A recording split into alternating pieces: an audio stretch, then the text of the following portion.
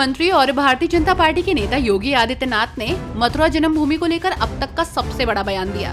CM ने संभल के मुद्दे पर भी विपक्ष को घेरा और कहा कि हम दुनिया को दिखाएंगे कि इस्लाम से हटकर काम किया गया। सीएम ने कहा कि मथुरा श्री कृष्ण की जन्मभूमि नहीं है क्या?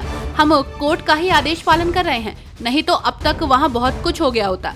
संभल के संदर्भ में सीएम ने कहा कि जितने भी होंगे सब ढूंढेंगे।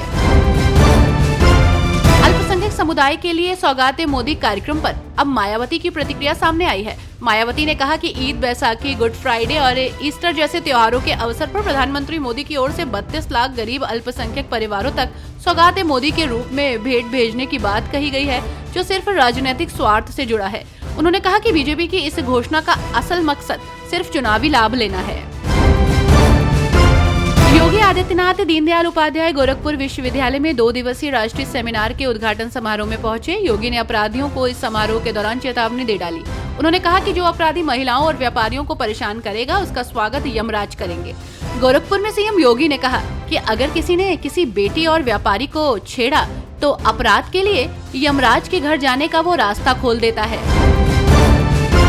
उत्तर प्रदेश के लोनी से बीजेपी विधायक नंदकिशोर गुर्जर सुर्खियों में बने हैं। अपनी ही सरकार पर सवाल उठाने के बाद चर्चा में आए विधायक को पार्टी की ओर से कारण बताओ नोटिस थमाया गया था, जिस पर विधायक की प्रतिक्रिया सामने आई। उन्होंने साफ इनकार कर दिया कि उन्हें नोटिस नहीं मिला है।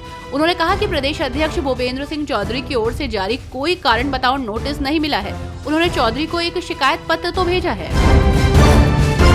उत्तर प्रदेश के मुख्यमंत्री योगी आदित्यनाथ ने आज अखिलेश यादव पर खुलकर निशाना साधा है। एक इंटरव्यू में सीएम योगी ने अलग अलग मुद्दों पर बात की है। इस दौरान सीएम योगी ने कहा कि हमारी पार्टी तीसरी बार भी यूपी में जीत के लिए कोशिश करेगी। पीएम मोदी की विरासत के प्रति जो विजन है, उसका परिणाम अयोध्या में भी देखने को मिल रहा है। अखिलेश यादव पर निशाना साधते हुए सीएम योगी ने आगे कहा कि जो बाबर और औरंगजेब को अपना आदर्श मानता होगा, उसके अंदर वैसा ही गुण देखने को मिलेगा। अखिलेश यादव ने बीजेपी विधायक श्याम प्रकाश के बयान पर तंज कसते हुए कहा कि योगी आदित्यनाथ दिल्ली का सबसे अच्छा रिप्लेसमेंट हो सकते हैं। श्याम प्रकाश ने कहा कि योगी दिल्ली चले जाएं और केशव प्रसाद मौर्य यूपी संभालें। अब देखते हैं कौन दिल्ली जाता है। दरअसल पिछले दिनों बीजेपी विधायक श्याम प्रकाश ने कहा था कि बाबा दिल्ली चले जाएं और deputy CM Keshav Prasad Maurya UP संभालें। Delhi में भाजपा विधायक रविंद्र नेगी की तरफ से नवरात्र के दौरान मीट मांस की बिक्री पर रोक लगाने की मांग की गई है, तो वहीं अब वाराणसी में भी इसी प्रकार की मांग देखी जा रही है। जनपद में मीट मांस की बिक्री पर रोक लगाने के उद्देश्य से वाराणसी ज्ञानवापी मामले के पक्षकार और अधिवक्ता सामने आए हैं। इनके द्वारा वाराणसी जिला प्रशासन को एक ज्ञापन दिया गया है, जिसमें मांस की परमानेंट रोक लगाने की बात कही गई है। टीसीएस के रिक्रूटमेंट मैनेजर मानव शर्मा खुदकुशी कांड में आगरा पुलिस ने उनकी पत्नी निकिता शर्मा और ससुर निपेंद्र शर्मा पर 10-10 हजार रुपए का इनाम घोषित कर दिया है। दोनों के गैर जमानती वारंट पहले से जारी हैं। जल्द ही पुलिस कोर्ट में कुर्की उद्घोषणा की अनुमति के लिए प्रार्थना पत्र दे सकती है।